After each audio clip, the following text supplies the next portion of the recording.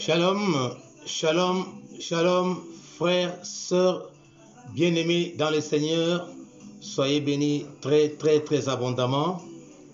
C'est bien votre frère, votre papa, votre grand frère, votre petit frère, votre neveu, votre pasteur Esaïe Mbaka émettant depuis Paris. Que Dieu soit béni, que Dieu soit loué, que Dieu soit glorifié. Nous vous disons la paix du Christ qui surpasse toute intelligence soit votre partage. Que la grâce, la bonté, la miséricorde, l'amour de l'Éternel des armées soit votre partage là où vous êtes. Toutes mes salutations à toutes vos familles, à toutes vos connaissances. Que la paix du Christ soit vraiment alors votre partage. Oui, heureux les frères et sœurs qui demeurent ensemble et c'est par là qu'il déverse sa bénédiction. Recevez les bénédictions de l'Éternel des armées qui ne souffre d'aucun chagrin, lui qui est le maître des temps et des circonstances, lui qui a permis que nous soyons là ce jour. Je dis à toutes et à tous, sentez-vous à l'aise parce que vous êtes entourés des saints anges. Vous êtes dans la présence de votre Seigneur Jésus-Christ de Nazareth et vous êtes devant le roi des rois, le maître suprême, le Dieu fort d'Israël, le souverain pasteur, l'ami fidèle, notre Père. Il veut toujours du bien à ses enfants. Il veut toujours du bien à ses serviteurs, à ses bien-aimés. En attendant, savourons le cantique de notre frère Pichou Mwanza, que certains appellent affectueusement le griot chrétien.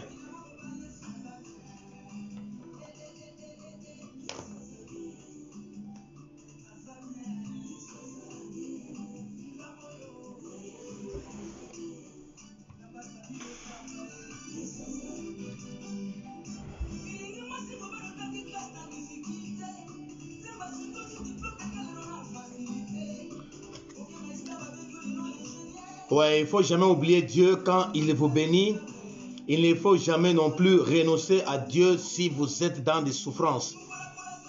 Lorsqu'on est béni, lorsqu'on a reçu quelque chose de la part du Seigneur, il ne faut pas surtout, ma soeur, mon frère, lui dire au revoir. Au contraire, que cela soit un élément qui pourrait cimenter votre relation avec Dieu. Salutations à vous tous. Là où vous êtes si nombreux devant vos écrans. Que Dieu vous bénisse très abondamment. Partagez la vidéo, likez la vidéo, abonnez-vous, c'est gratuit.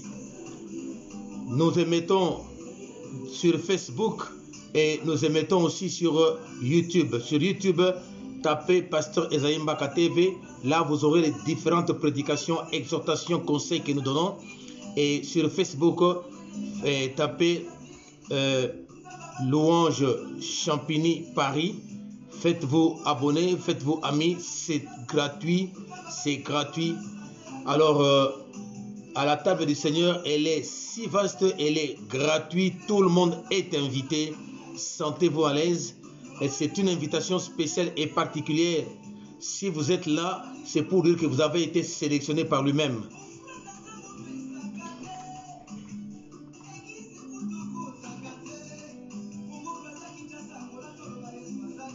Oui, il est tellement bon, Jésus-Christ de Nazareth, comme notre bien-aimé Pichou Mwanza interprète que Dieu est bon, Jésus-Christ est bon, il est tellement bon, il a renouvelé le souffle de vie parmi nous.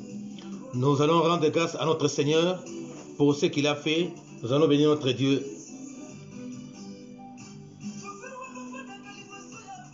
Prions le Seigneur. Dieu Tout-Puissant, nous te rendons grâce, nous glorifions ton Saint-Nom. Nous bénissons ta Seigneurie, toi qui es notre Père, notre soutien, notre force. Ton amour est sans limite, ta bonté est sans fin. Tu as renouvelé, ô Dieu, le souffle de vie gratuitement à ma soeur et à mon frère. Nous célébrons ta gloire, ta Seigneurie. Que ton nom soit élevé et béni à jamais. Laisse que ton seul nom soit glorifié, ton seul nom soit magnifié. Papa, tu as combattu pour nous des combats physiques comme spirituels, visibles et invisibles, et tu nous as donné la victoire en Christ. Père, nous te demandons humblement que toi seul puisses commencer avec nous ces enseignements, cette réunion. Prends-en totalement les contrôles. Éloigne de nous tout ce qui ne glorifie pas ton Saint-Nom et que toute distraction soit loin de nous, tes enfants. Ta présence, c'est l'absence totale de l'ennemi. Ta présence, il y a l'intelligence, il y a la sagesse, il y a la connaissance de ta parole. Nous voulons acquérir ta sainte connaissance aujourd'hui pour que nous sachions comment marcher, comment vivre. Papa, je ne suis rien pour parler à ton peuple. C'est toi seul qui parles mieux, car tu es la parole puissante et vivante. Tu as dit, tu as envoyé ta parole, celle-ci les guérit tous. Nous voulons être guéris par ta parole. Nous voulons être nourris par ta sainte parole. Laisse que tu continues avec nous et que tu termines avec nous comme Oméga, toi qui es la fin de toutes choses. En cette période difficile, Papa, nous avons besoin de réconfort qui vient de toi.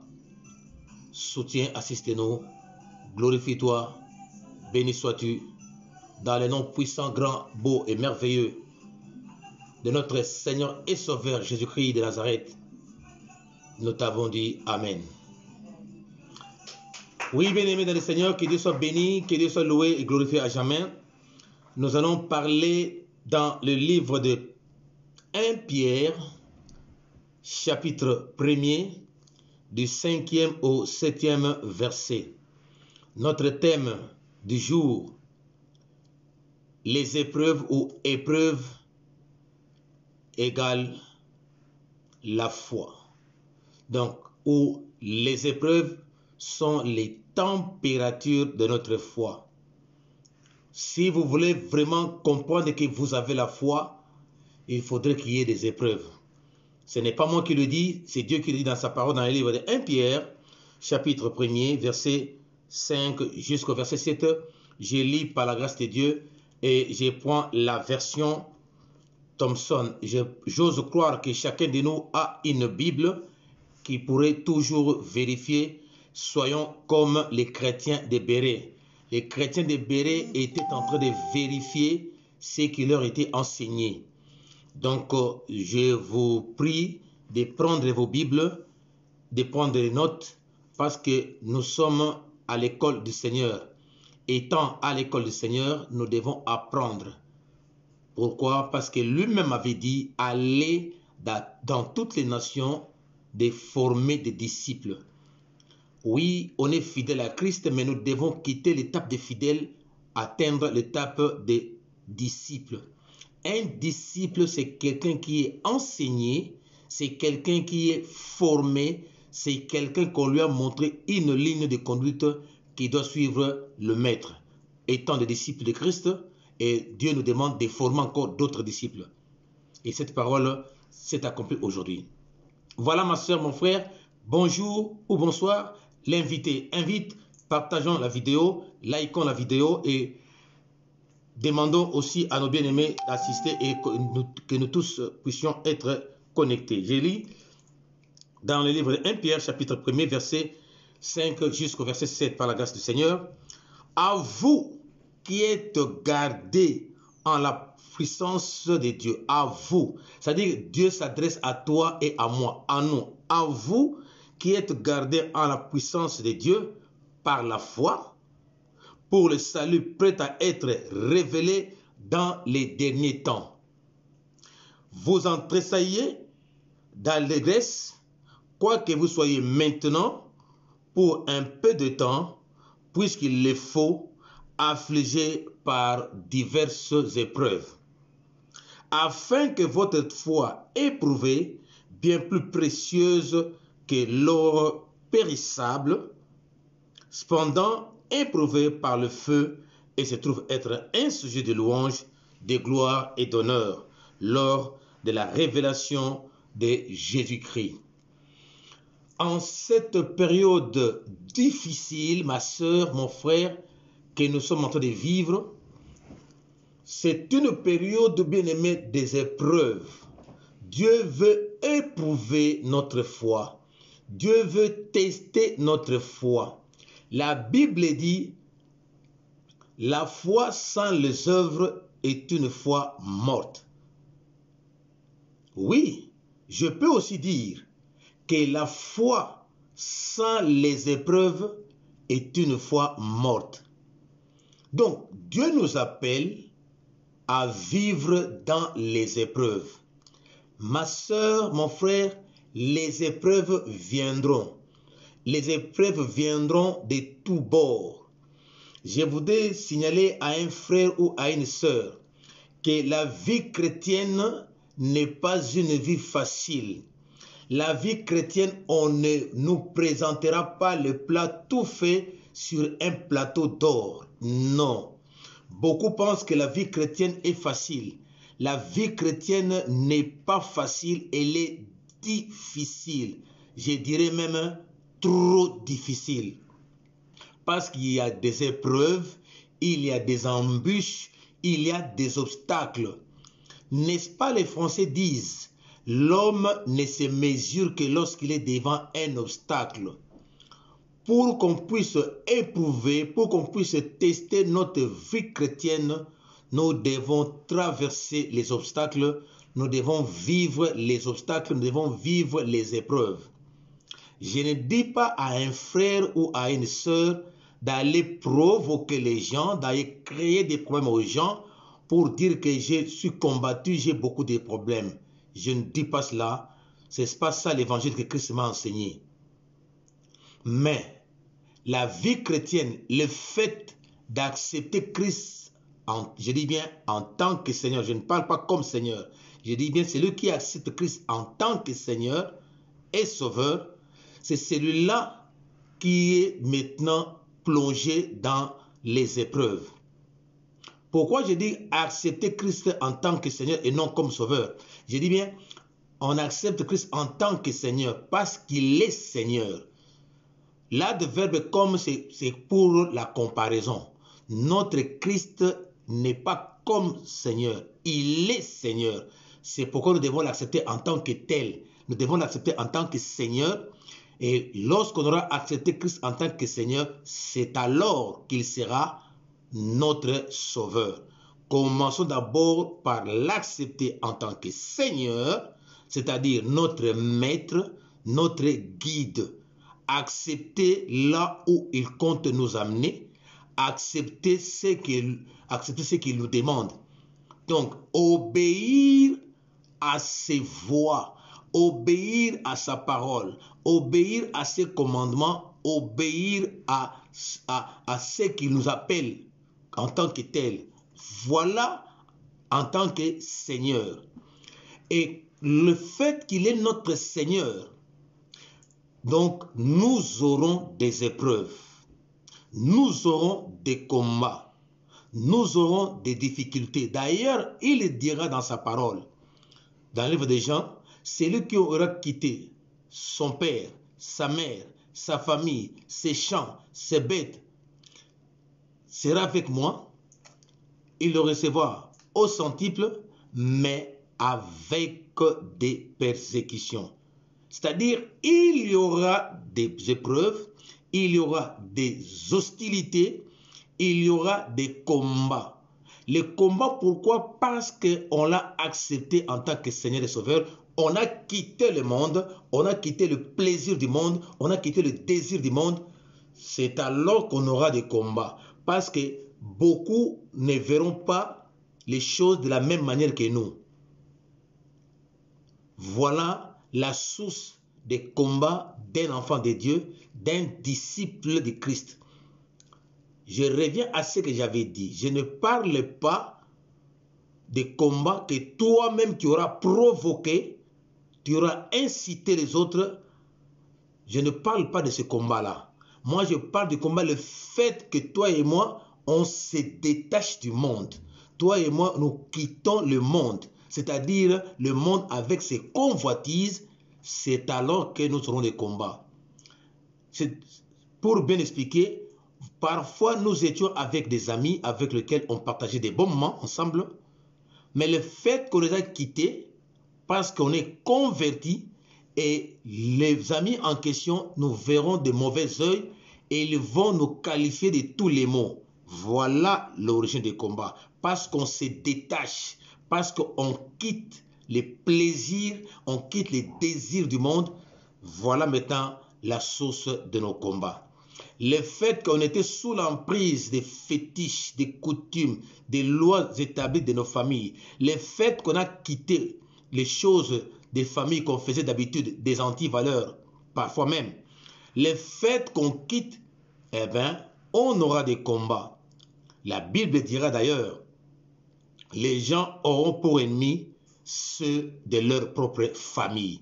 Ne soyons pas étonnés que les combats viennent dans nos propres familles, du côté père comme du côté mère, dans nos belles familles, du côté père comme du côté mère. Ne soyons pas étonnés, les amis avec qui on partageait des pains ensemble ou des bonbons ensemble, maintenant tu es converti, ce sont les mêmes amis qui se retournent contre nous pour nous combattre.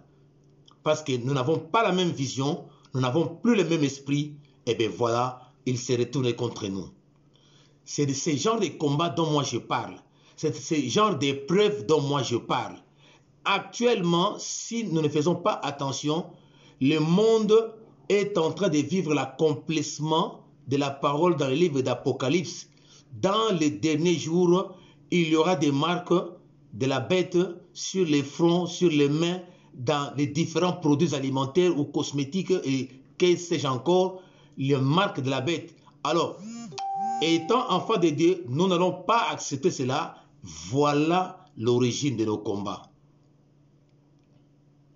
La Bible dit, à vous, ici, ce message, ce n'est pas pour les païens. Je suis désolé de dire ça. Ce message est pour toi et moi, chrétiens, toi et moi, serviteurs de Dieu. Il dit à vous, donc à nous, à toi, à lui, à elle, à moi, ensemble, à vous qui êtes gardés en la puissance de Dieu. Nous qui sommes gardés dans la puissance de Dieu, nous qui sommes dans la présence de Dieu, nous qui sommes avec Christ, nous qui vivons avec lui, qui sont gardés dans sa puissance, qui demeurent en lui. La Bible dit, par la foi, nous ne voyons pas Christ, mais par la foi. La foi vient de ce qu'on entend, et ce qu'on entend vient de la parole de Dieu. La foi, c'est la main, troisième main que j'ai toujours dit, de recevoir quelque chose de la part du Seigneur.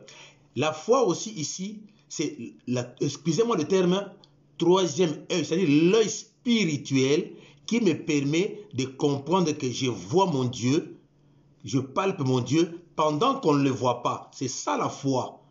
La Bible dira d'ailleurs, heureux c'est lui qui a cru, mais qui n'a pas vu. C'est ça. Donc nous sommes dans sa présence. Quoi qu'on ne le voit pas, mais il est là. C'est à cela, toi et moi. La Bible dit, à vous qui êtes gardés en la présence de Dieu, par la foi, pour le salut prêt à être révélé, pour le salut prêt à être révélé dans les derniers temps. Nous sommes au dernier temps, nous sommes au dernier moment. L'ennemi s'est levé, l'ennemi est fortement rusé, l'ennemi cherche à séduire, l'ennemi cherche à détruire. J'ai dit à un frère ou à une sœur, la Bible dit ceci, que le diable va séduire plus d'une personne. Et la Bible ajouta, s'il est possible, même les élus. En ces temps difficiles, dans ces périodes difficiles, faisons attention. La foi, bien-aimée, il faut conserver sa foi. Nous avions parlé, le bonheur et le malheur, c'est Dieu qui les a faites. En temps de malheur, nous devons réfléchir. En temps de bonheur, nous devons aussi réfléchir. Mais nous sommes dans les derniers temps. Est-ce que notre foi serait ébranlée? Nous sommes dans les derniers temps. L'ennemi s'est levé. Bien-aimé, hier, le diable s'est caché. Mais aujourd'hui, ce n'est plus le cas. Le diable ne se cache plus. Et il suffit seulement de voir, dans les années 80, Certaines sciences occultes, on ne les voyait pas, on ne les apercevait même pas. Certains occultistes, on ne savait pas que tel était dans l'occultisme. On ne savait pas. Des entreprises avec leurs enseignes, on ne comprenait pas, on ne voyait même pas. Mais aujourd'hui, il y a des entreprises qui ne cachent plus leurs enseignes. C'est-à-dire les insignes et les enseignes, ils ne les cachent plus. Des symboles témoignant qu'ils sont dans l'occultisme, qu'ils sont dans le fétichisme, qu'ils sont dans les pratiques occultes. Aujourd'hui, ils ne se cachent plus. Il y a des personnes qui se disent, moi je suis un franc-maçon, moi je suis rosicrucien, moi je suis ceci. Et nous les voyons, leurs entreprises, leurs véhicules, leurs produits alimentaires, vestimentaires et qu'est-ce que j'ai encore, on le voit. Ils ne se cachent plus. Il y a des ceux-là qui se disaient, je suis homosexuel. Et pourtant, hier, c'était quelque chose de honte. Hier, les gens ne se disaient pas que je suis dans l'occultisme. Mais aujourd'hui, nous les voyons, ils se brandissent. Ils sont là. Bien-aimés, c'est pourquoi nous sommes dans les derniers temps. Dans les derniers temps, les enfants se rebellent contre leurs parents. Dans les derniers temps, bien-aimés, le monde des ténèbres s'est élevé. Dans les derniers temps, on voit même dans les tenues, dans les objets classiques que les enfants vont avec, beaucoup de choses que nous achetons, on voit parmi lesquelles il y a des marques même des mondes sataniques, des signes sataniques, des signes kabbalistiques. On le voit parmi nous, les membres de nos propres familles, les amis, les collègues de service, nos patrons, je ne sais pas qui. Donc, on les voit aujourd'hui. Ils ne cachent plus leurs identités. À l'inverse, ce sont les chrétiens qui cachent leurs identités. Oh non, moi je ne suis pas chrétien. Ils ne veulent pas qu'on sache qu'il est chrétien. Dommage. Et à des moments difficiles, dans des périodes difficiles, au lieu de brandir son identité chrétienne, non, les chrétiens se désolidarisent même de Christ, où ils se disent non, je ne suis pas chrétien, ou bien ce n'est pas le moment de parler de l'histoire de Christ ici. Et pourtant, il se dit chrétien ou il se dit chrétienne. Mais écoutez, bien aimé, c'est ce que je dis. À vous qui êtes gardés en la présence de Dieu, par la foi, pour le salut, prêt à être révélé. Donc, très bientôt, prêt à être révélé, le salut, la délivrance, la venue de notre Seigneur Jésus-Christ, bien-aimé, ce n'est plus loin. Ce n'est plus loin.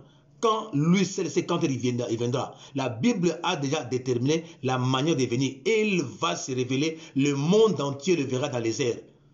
Tous les pays du monde, en un seul instant, on le verra dans les airs. Ce sera le salut. Il dit, prêt à être révélé dans les derniers temps. Nous voyons des signes à travers le monde. Nous voyons des images à travers le monde. Nous voyons des événements à travers le ciel. Il y a des choses qui se passent. Faisons attention, ce n'est pas Christ, mais ce sont des signes précurseurs de sa venue. La Bible dit encore ceci. Donc, le fait qu'il vient, nous devons nous tresser, c'est-à-dire que nous devons être dans la joie. N'ayons pas peur, bien-aimés, si Christ revient bientôt. N'ayons pas peur, nous devons nous tressaillir, c'est-à-dire nous devons nous réjouir qu'il vienne nous récupérer, qu'il vienne nous prendre. Malheureusement, beaucoup cherchent à être enracinés aux choses du monde, beaucoup cherchent à rester encore sur cette terre. On reste sur cette terre pour faire quoi? La Bible dit ceci, vous en tressaillez d'allégresse, quoique vous soyez maintenant pour un peu de temps. Encore un peu de temps. Réjouissons-nous. Philippiens 4 nous dit, réjouissez-vous dans le Seigneur. Soyez dans la joie, dans l'allégresse. Quand bien même nous sommes en train de vivre des péripéties, quand bien même nous sommes en train de vivre des pandémies ou des choléras, je ne sais pas encore quoi, nous sommes en train de vivre des tremblements, guerre à gauche, à droite, tout ça, des divisions, etc. Bien aimés, que ne soyons pas tremblés et que nos cœurs ne se troublent point. Il dit, vous en tressaillissez d'allégresse, quoique vous soyez maintenant pour un peu de temps, puisqu'il faut, c'est un impératif, puisqu'il le faut, affligé par diverses épreuves. Nous allons vivre les diverses épreuves. Les épreuves sont les temps ou les thermomètres pour jauger notre foi. Si aujourd'hui tout le monde te tourne le dos, vas-tu quitter l'église? Tu ne prieras plus?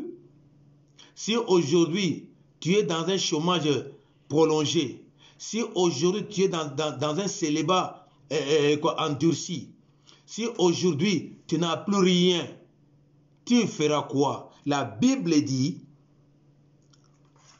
puisqu'il le faut, peut-être tout le monde serait contre toi. Peut-être que tout le monde n'accepterait même pas ton opinion. Ça va arriver, Christ l'avait promis. Bien-aimé, il y aura des épreuves de persécution. J'ai dit à un frère, à une sœur, il n'y a pas un démon de persécution. Ça n'existe pas. Christ a dit, celui qui m'aura suivi, il bénéficiera au centuple avec des persécutions. C'est une promesse divine, c'est une promesse de Christ lui-même. Donc, nous vivrons des persécutions. Mais ce que Dieu nous demande dans les persécutions, qu'on tienne fort, qu'on soit ferme, qu'on ne soit pas ébranlé par n'importe quelle information. Parce qu'aujourd'hui, même les enfants de Dieu, il suffit seulement qu'il y ait une toute petite information, c'est la pagaille, c'est la panique. Ah, voyez, on a dit, ah, voyez, eh bien, il y aura ceci, et voilà, il y aura encore ceci, bien aimé. Deuxième vague de cette pandémie ou pas, toi, tu es dans la présence du Tout-Puissant. La Bible dit, à vous qui êtes gardés en la puissance de Dieu, à toi et moi qui sommes dans la puissance de Dieu, dans sa présence, deuxième coronavirus ou quatrième coronavirus, on s'en fout de ça. Nous, on regarde la croix, nous, on regarde Christ et notre confiance en lui, il est avec nous. Mille à gauche tomberait, à notre droite aussi, on ne serait jamais atteint. Je parle à un élu de Dieu. Ne soyons pas séduits par n'importe quel vent. Bien aimé, peu importe l'information qu'on t'aura donnée ou qu'on peut te donner ou qui viendrait même après, ne sois pas ébranlé. N'abandonne pas ta foi. Garde le cap, garde la ligne. Sois ferme. Même si tu entends, ah, beaucoup sont en train de mourir. Bien aimé, ne sois pas ébranlé. Oh, voilà notre voisin avec qui on est ensemble. Le voisin d'en haut, ou bien d'en bas, ou bien d'en face qui est parti. Mais toi, tu ne partiras pas. Toi, le salut viendrait de Christ. Est-ce que je parle à quelqu'un? La Bible dit ceci. Maintenant, pour un peu de temps, pour qu'il le faut. Donc, bien aimés, nous serons persécutés au travail, nous serons persécutés en famille, nous serons persécutés dans le quartier, nous serons persécutés. Je peux même aller très loin, même à l'église. Les frères et les sœurs peuvent nous persécuter. Frères en Christ, sœurs en Christ, je te le dis, ça viendra, mais ne sois pas étonné, ne sois pas ébranlé. Il faut que ces choses arrivent. Si la chose arrive et que tu cèdes, c'est que tu n'as pas encore la foi. Le véritable thermomètre de la foi, ce sont les œuvres que nous devons produire, les œuvres de la foi, la bonté, l'humilité, la douceur et ainsi de suite. Parmi ces œuvres-là, il y a aussi épreuve, qui est un véritable thermomètre d'un chrétien ou pas. On te propose quelque chose pour pécher, tu dis non. Pendant que tu es en crise, on te propose 5 000 $, 5 000 € pour céder à un chantage. Si tu cèdes, c'est que tu n'as pas la foi. Beaucoup sont monnayés. On a acheté leur conscience de par la crise. Bien aimés dans le Seigneur, c'est ce que nous devons faire. Donc, évitez au maximum le chantage. Ne cédez pas au chantage. Ne cédez pas non plus à la tentation. La Bible dit, il enverra une force qui nous permettrait de faire face à la tentation. Donc, Dieu est bon. Il a dit, il le fera. Il va nous envoyer une force qui nous permettrait de faire face à la tentation. Donc, ma soeur, mon frère, il enverra toujours. Donc, des forces, il ne permettra pas une force qui puisse être au-dessus de notre force. Il enverra une force supplémentaire par la puissance du Saint-Esprit et nous aurons surmonté cela. Les obstacles viendraient. Face aux obstacles, face aux accusations, face aux hostilités, face au combat, quel est mon comportement? Quelles sont mes actions ou mes réactions? C'est là le problème. La Bible dit ceci. Afin que votre foi éprouvée foi éprouvée, foi testée. Donc, notre foi doit être testée. Ça ne peut être testé que par les épreuves. Donc, on sera testé, on sera tenté. C'est pourquoi j'ai dit, la vie chrétienne n'est pas une vie facile. La vie chrétienne, c'est une vie de combat. Et les combats cesseront les jours où toi et moi quitterons cette planète. Aussi longtemps que tu es en vie, il y aura toujours des problèmes, il y aura toujours des combats. Ton entourage immédiat, ton entourage un peu éloigné, des personnes que tu ne connais pas viendraient, bien-aimé, combattre contre toi. Donc, la foi, bien-aimé, sans épreuve est une foi morte. Donc, nous vivrons encore les combats, les hostilités, bien-aimé, les oppositions. Mais que notre foi qui doit être éprouvée. On ne peut être éprouvé que lorsqu'on aura des problèmes de combat. C'est alors qu'on dira, celui-ci est de Dieu, celui-là ne l'est pas. C'est au travers les épreuves. J'ai relu le texte, bien-aimé, c'est que Dieu nous avertit. Ce message n'est pas pour les païens, mais c'est pour toi et moi, chrétiens, qui prétendons être disciples de Christ. Et quand on est disciple, on doit subir des combats. D'ailleurs, tous les disciples de Christ étaient persécutés. Et il y a de ceux-là qui ont subi une mort atroce. Lisez bien l'histoire de chaque apôtre et tu verras combien les apôtres, comment est-ce qu'ils étaient morts. Il y a de ceux-là qui ont été lapidés. Il y a de ceux-là qui ont été immolés. Il y a de ceux-là qui ont été poignardés. Il y a de ceux-là qui ont été pendus. Il y a de ceux-là qui ont été dépiécés. Écoutez la suite. À vous qui êtes gardés en présence de Dieu par la foi pour le salut prêt à être révélé dans les derniers temps, vous en tressaillez d'allégresse, quoi que vous soyez maintenant, quoi que nous soyons maintenant, pour un peu de temps, il le faut. La Bible dit, puisqu'il le faut, c'est-à-dire les combats, les épreuves, les hostilités, les oppositions viendraient. Parfois, tu n'as rien fait, tu vois un frère, une soeur qui se lève contre toi. Ça viendra. Tu vois ton mari qui se lève contre toi, ta femme qui se lève contre toi, et voilà. Bien aimé, je vais vous donner une histoire avant que je termine d'abord la lecture. Puisqu'il est faut affligé par diverses épreuves, afin que votre foi éprouvée, bien plus précieuse que l'or périssable, cependant éprouvée par le feu. Nous apprécions l'or. Nous apprécions l'argent, mais ça a été éprouvé. Ah non, je vais acheter telle chaînette, je vais acheter tel bijou. Pourquoi? Vous appréciez la forme, vous appréciez l'état dans lequel le bijou est. Ça brille, c'est beau à voir, le dessin, c'est plus la forme, c'est beau à voir. Mais ça s'est passé par le feu. Un vrai serviteur de Dieu, un vrai chrétien passe par les épreuves. Les difficultés parfois mais difficiles à surmonter. Je dis mais parfois difficile même à surmonter. Bien-aimé dans le Seigneur, Dieu est bon. Et la Bible dit, cependant, éprouvé par le feu, se trouve être un sujet de louange, de gloire et d'honneur. Donc, on glorifie l'état de l'or, on apprécie, on prend de louange. Lorsqu'on aura surmonté les obstacles, c'est alors qu'on dira, ça c'est un vrai serviteur de Dieu, ça c'est une bonne servante de Dieu, à cause des épreuves, à cause des souffrances. Il y a une sœur bien-aimée qui a connu des épreuves dans sa propre famille. C'est une histoire que je vous raconte, une histoire que moi qui vous parle, j'ai vécue au pays. Qu'est-ce qui s'est passé? Il y a une sœur qui voulait prier Dieu, son mari ne voulait pas. Son mari ne voulait pas. Et il s'est fait que cette sœur cherchait à avoir des enfants. La sœur n'avait pas d'enfants. Son mari lui a amené auprès des médecins, des grands médecins au Congo-Kinshasa. Ça n'allait toujours pas.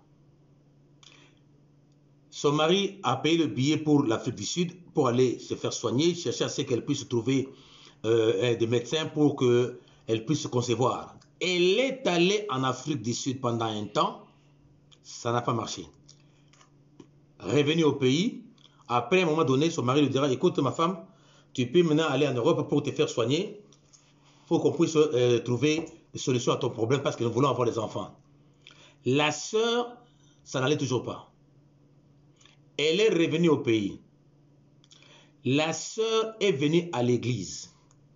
Elle a commencé à prier, mais elle ne voulait pas que son mari sache qu'elle est en train de prier.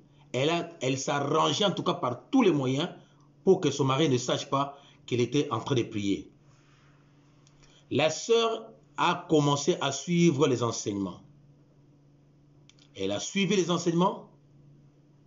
Arrivé à la période de la délivrance, Dieu a fait que la sagesse soit à ses serviteurs, comme quoi qu'elle aille passer le temps à la maison, mais à l'état de prière. Cette sœur-là avait obéi. J'ouvre une parenthèse. Ma sœur, mon frère, écoutons ce que les hommes de Dieu nous disent. Ne nous rebellons pas contre les hommes de Dieu. Ne les dénigrons pas non plus. Faisons attention à ce que les hommes de Dieu disent. Parce que Dieu se révèle au travers de ses serviteurs. Dieu utilise ses serviteurs. Par serviteurs ici, je vois ceux qui craignent et qui marchent avec l'Éternel dans la sainteté, dans la sanctification. La sœur a compris, la sœur a obéi. Après un temps, la sœur a conçu. 1 mois, 2e mois, on tendait maintenant vers le 3e mois. La sœur a dit à son mari que je suis grosse. Son mari a dit, ce n'est pas possible, c'est impossible que tu puisses concevoir. Oh, mais comment? Mais tu ne peux pas concevoir. Oh, mais comment? Mais je vous dis, mon chéri, je suis grosse. Le mari a dit, pour toi, tu ne pouvais pas concevoir. La femme se dit, mais comment? Donc, c'est que tu as fait quelque chose dans mon corps. Le monsieur était obligé d'avouer ce qu'il faisait plutôt à sa femme. Donc, il avait plutôt sacrifié la maternité à sa femme dans le monde des ténèbres, dans l'occultisme. Pendant la prière, on avait demandé les esprits humains, qu'elle cite les esprits humains. Elle n'avait pas cité son mari. Et Dieu, par son amour, a dit à la femme de citer son mari. Elle a cité son mari. Et c'est comme ça qu'elle a été délivrée. Bien aimé, cet homme était le mari de cette femme-là. Vraiment, elle avait marié. C'était sa femme. Mais, il était encore son mari de nuit. Donc, voilà, le monsieur était aux aveux disant que c'est moi qui avais bloqué ta maternité, c'est pourquoi tu ne pouvais pas concevoir. Mais le fait que tu conçois, c'est que tu as fait quelque chose. Et la femme dira oui, j'étais en prière, et voilà maintenant j'ai conçu. On lui a demandé, le pasteur, eh bien, elle a expliqué que voilà, c'est tel. Et c'est comme ça que le monsieur était converti. Vous voyez qu'elle était persécutée par son propre mari, bloquée par son propre mari. Elle a passé des moments difficiles. Excusez-moi. Elle a passé des moments difficiles, persécutée par son propre mari. Mais la femme gardait sa foi. La femme tenait bon jusqu'à la fin. Donc, une fois éprouvée, voilà ce que Dieu veut, ce que Dieu cherche.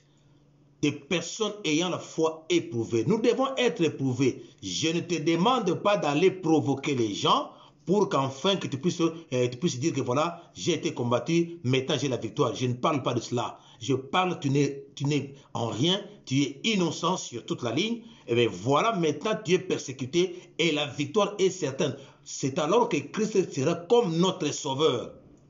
Puisqu'on l'a accepté en tant que Seigneur, voilà une deuxième qualité de Dieu qui s'appelle le Sauveur.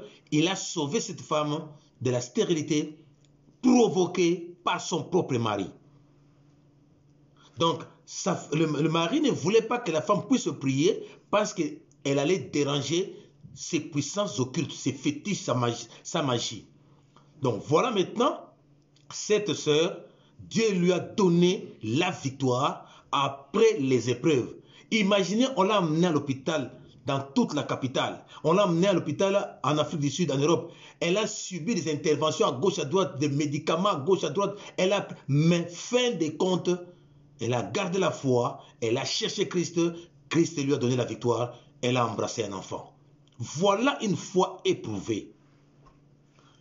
Et comment est-ce que les autres pourront dire que tu as le véritable Dieu si tu ne traverses pas les obstacles?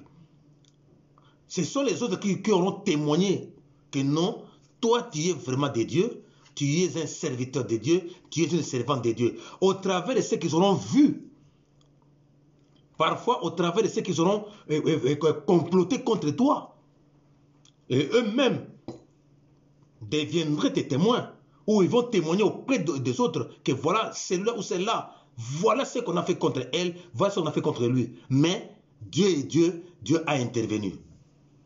Voilà ma soeur, mon frère. Nous devons avoir une foi éprouvée. Comme l'or est éprouvé par le feu, notre feu, ce sont des persécutions, notre feu, ce sont des insultes à cause de Christ, nos feux sont des accusations fausses, des faux témoignages, notre feu, c'est aussi des insultes qu'on pourra nous affliger, bien aimés, nous coller. Donc, le fait qu'on nous insulte pour Christ, le fait qu'on nous calomnie pour Christ, le fait qu'on nous dénigre pour Christ, le fait qu'on cherche à créer des problèmes pour Christ, c'est ce qui va déterminer notre foi. Et Christ n'abandonne personne qui s'approche de lui. Christ ne délaisse personne qui s'approche de lui. Et la foi serait testée. Et qu'une fois la foi est testée, Christ dira, bon et fidèle serviteur. Ma soeur, mon frère, c'est comme cette période aussi. C'est une période difficile. On se dit, mais à quand la fin du confinement?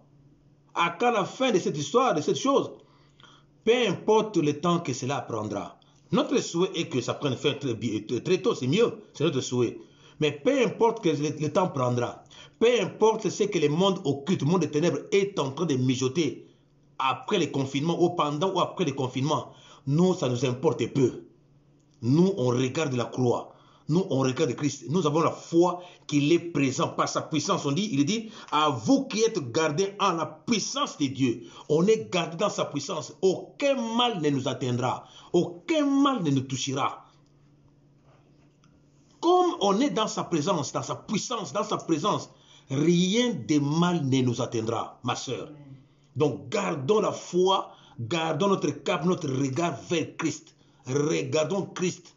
Il n'y a que lui qui peut faire quelque chose. Il ne permettra pas une tentation qui vienne au-delà de notre force. Il ne le permettra pas. On te dit une chose. Si tu dis je ne veux pas, dis je ne veux pas. On te dit une chose. Si tu dis je veux, je veux. Donc la Bible dit que ton oui soit oui, que ton non soit non. Les tentatives viendraient de toutes formes, de toutes sortes. Mais que toi et moi puissions garder la foi. Qu'on ne soit pas ébranlé, peu importe les difficultés, peu importe les problèmes. Il y a un homme, j'avais déjà donné ce témoignage à l'église. Il y a un homme qui s'appelait Jean.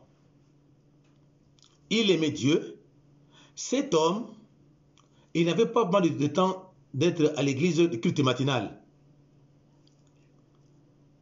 En quittant la maison, il vient devant le temple, il dit, Jésus, c'est Jean, il s'en va au boulot.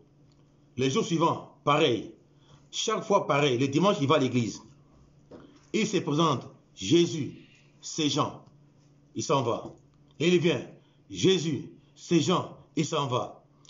Il s'est fait qu'un jour, c'est pourquoi j'ai dit bien-aimé, les épreuves viendraient bien-aimé.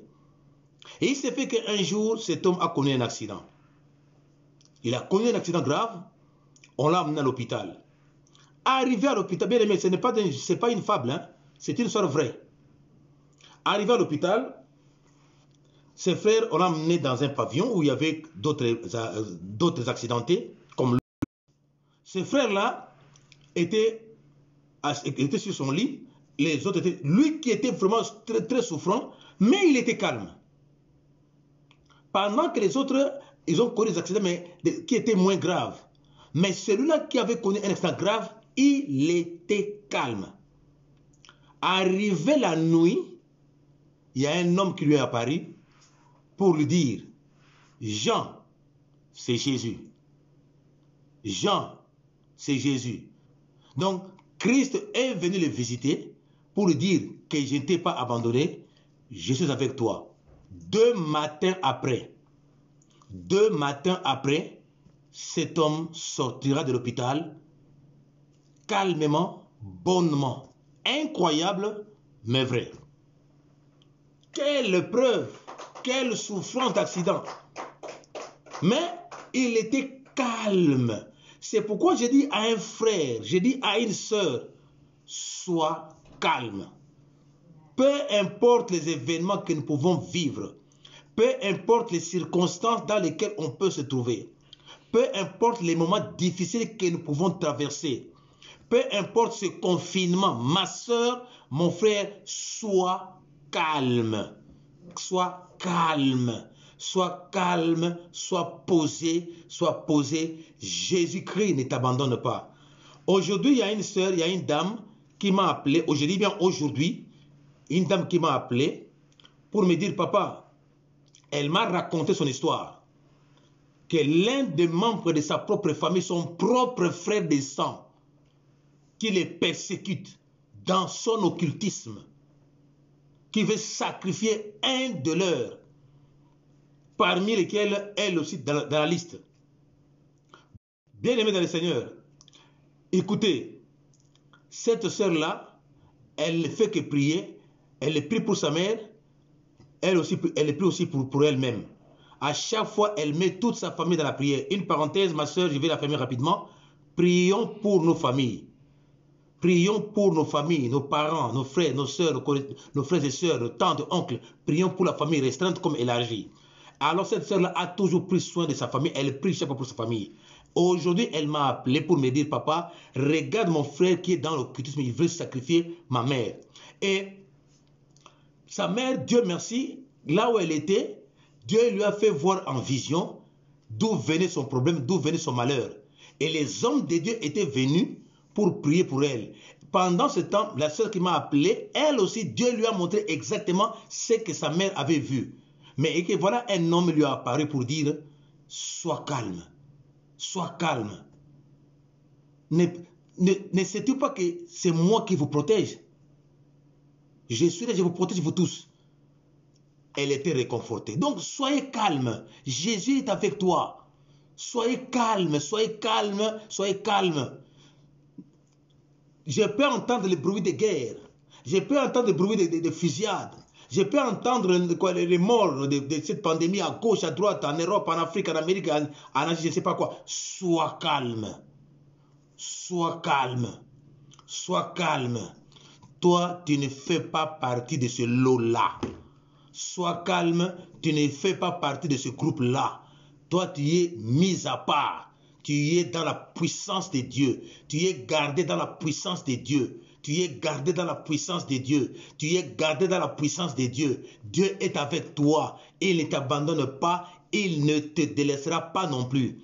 Les deux témoignages que nous venons de raconter ici, que cela puisse te fortifier, puisse t'ouvrir les yeux, afin que tu puisses comprendre que toi, la Bible dit, à vous qui êtes gardés en la puissance de Dieu. Nous sommes gardés en la puissance de Dieu. Aucune force satanique, démoniaque, diabolique, maléfique, je ne sais pas lequel, ne pourront faire du mal à personne.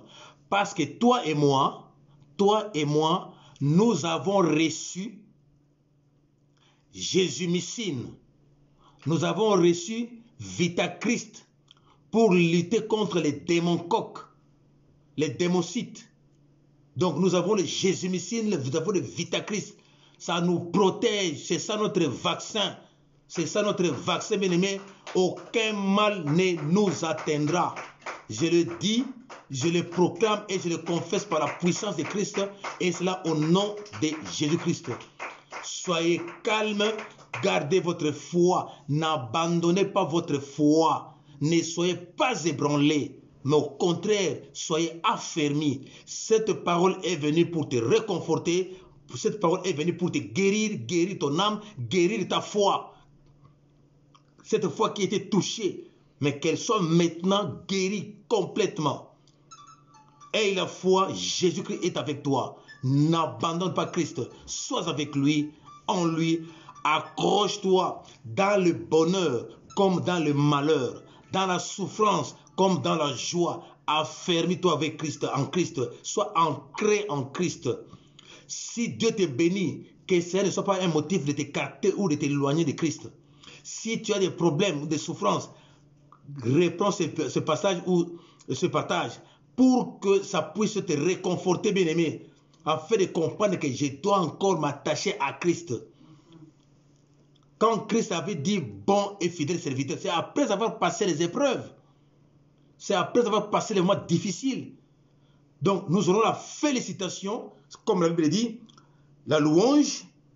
Donc, se trouve en être un sujet de louange, de gloire et d'honneur lors de la révélation de Jésus-Christ. Quand il reviendrait, nous devons commencer à vivre ça maintenant. Sujet de louange, de gloire et d'honneur.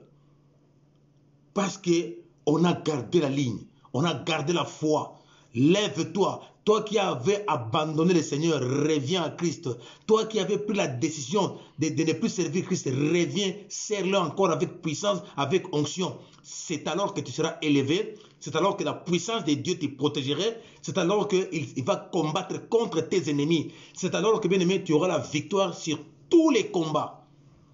Sur tous les combats. C'est alors que le mari de nuit lâcherait prise de lui-même. C'est alors que cette femme de nuit libérera ta vie parce qu'il se dira, la puissance de Dieu, je ne peux jamais résister. Parce que nul ne peut résister au devant de la puissance, au devant de la présence de Dieu. Personne. Ni au ciel, ni sur la terre, ni sous la terre. Personne. Garde ta foi.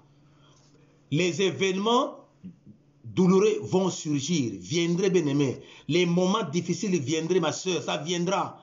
Mais ce que Dieu veut pour toi et moi, que nous puissions garder la ligne. Gardons la foi. Qu'on ne vienne pas troubler notre foi. Qu'on ne vienne pas déranger notre position spirituelle avec Christ. Il y aura des problèmes dans nos familles. Il y aura des problèmes au travail. Il y aura aussi des problèmes à l'église, je te l'avertis. Si tu en avais vécu, tu en vivras encore d'autres. Mais que cela ne soit pas une raison d'abandonner notre foi. Que cela ne soit pas non plus une raison d'abandonner l'église. Tu n'es pas venu pour un homme, tu n'es pas venu pour une femme. À l'église, on va pour Christ. À l'église, on va pour honorer Christ. Garde la foi.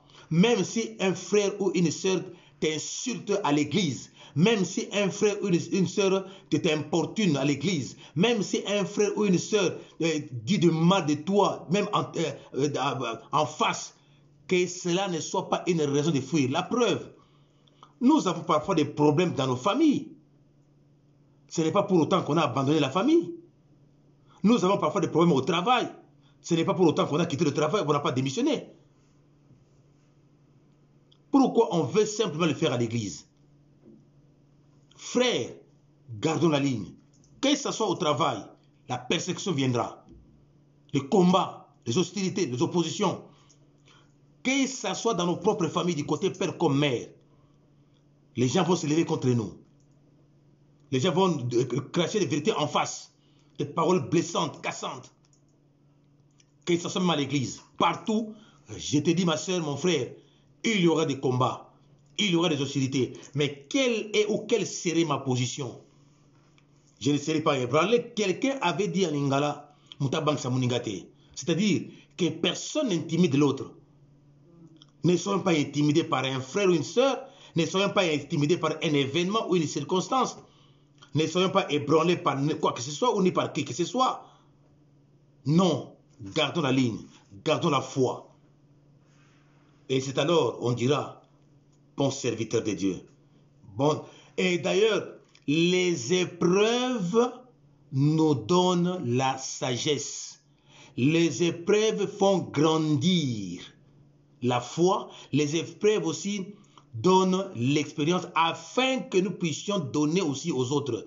Bien-aimés dans le Seigneur, on ne peut conduire quelqu'un qui est là où on a été. Toi qui n'as jamais vécu des épreuves, tu conseilleras qui et quoi? Dans quelle matière tu vas conseiller ton frère ou ta soeur pendant que tu n'as jamais vécu des épreuves? Il y en a qui fuient les épreuves. Pourquoi fuient les épreuves? C'est aussi une école. C'est aussi une école. On ne peut conduire quelqu'un qui est là où on a été. Si tu as vécu des épreuves, des souffrances, des difficultés, tu apprendras aux autres. Tu montreras le chemin aux autres. Tu deviendras un guide. Voilà ma soeur, mon frère. Je dis à un frère, je dis à une soeur, ne prenez pas toujours en mal les épreuves. Ne prenez pas toujours en mal les combats ou les hostilités ou les oppositions. C'est aussi une école. C'est aussi une école. Ça va nous apprendre. Ça va nous apprendre comment vivre avec les gens. Ça va nous apprendre aussi comment sont les gens. Ça va nous apprendre aussi comment les gens fonctionnent. Et nous allons acquérir la sagesse. Et ayant vécu cela, ça nous permettrait d'aider ceux qui viendraient après nous.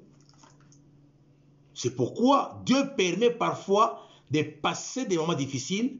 Dieu permet parfois de vivre des circonstances difficiles pour que nous puissions aider ceux qui viendraient après ou bien ceux qui vont vivre les mêmes difficultés ou peut-être moins que nous. Ou alors, ton témoignage pourrait servir. Ton témoignage pourrait servir de repères ou d'exemples ou bien déclencher, comment dirais-je, ça pourrait déclencher une connaissance afin que la personne qui est dans les tourments puisse trouver une piste de solution au travers de ton témoignage. Et au travers de ton témoignage aussi, au travers des épreuves que tu auras endurées, ça pourrait permettre à un frère ou à une sœur d'affermir sa foi. Et Dieu permet que nous puissions vivre les épreuves pour que nous soyons les canaux que Dieu aura utilisés pour affermir les autres.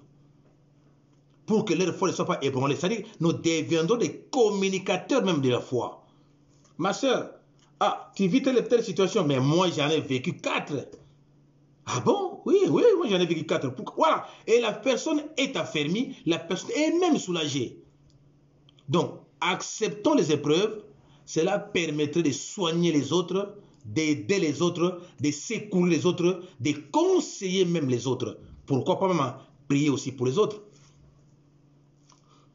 Voilà ma soeur, voilà mon frère. Parce que encore un peu de temps, donc pour être révélé dans le dernier temps. Notre foi sera révélée dans le dernier temps, comme ces temps-ci. Voilà, que Dieu nous bénisse. Que Dieu nous bénisse. Suivez-nous aussi, bien-aimés. Suivez-nous aussi dans YouTube. Tapez Pasteur Esaïe Mbaka TV et partagez aussi la vidéo. Likez aussi la vidéo pour qu'il y ait encore un grand nombre qui pourrait nous suivre et bénéficier aussi de la table du Seigneur.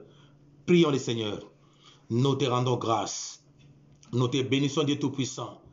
Tu as permis à ton fils et à ta fille de comprendre que nous devons garder la foi, que nous devons garder la ligne malgré les épreuves. Car les épreuves pour nous, ce sont les températures ou les thermomètres peu de gloire de notre foi.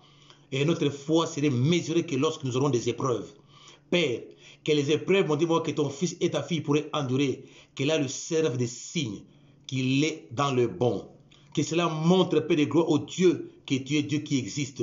Et tu diras dans ta parole, tu ne permettras pas une tentation soit au-delà de notre force. Tu donneras toujours un moyen qui pourrait permettre à ton fils et à ta fille de surmonter l'obstacle. Père, que les obstacles qu'on a endurés, qu'on a connus et que nous connaîtrons puissent nous servir, mon Dieu, mon roi, des leçons, afin que demain, que nous puissions communiquer aussi aux autres, afin que nous puissions aussi affermir les autres au travers de nos témoignages. Glorifie-toi, Seigneur du Tout-Puissant. Merci pour ton amour. Merci pour cette parole qu'on a reçue. Merci, Père de gloire, que nous puissions les mettre en pratique, car ta parole ne consiste pas seulement à entendre, mais aussi à mettre en pratique. Aide-nous à mettre en pratique par ton Esprit Saint. Soutiens-nous par le même Esprit. Assiste-nous par le Saint-Esprit de Dieu. À chaque fois que nous aurons des épreuves, que le Saint-Esprit nous souffle la solution et que le Saint-Esprit nous vienne en aide. Laisse que ton amour, ta grâce, ta miséricorde, ta bonté soient notre partage. Protège-nous par ta puissance, par ta présence glorieuse. Merci pour toutes choses. Bénis ton fils, ta fille qui a écouté, ceux qui vont écouter après, ceux qui vont partager, Père, bénis-les tous. Glorifie-toi dans les puissants, grands, beaux, merveilleux et précieux noms, noms redoutables, les noms de Jésus-Christ de Nazareth. Nous t'avons ainsi prié et nous te disons Amen. Amen. Soyez bénis. Bonjour, bonsoir chez vous. Que la paix de Christ demeure en vous, que la paix de Christ habite abondamment en vous, que son amour sans fin soit avec vous.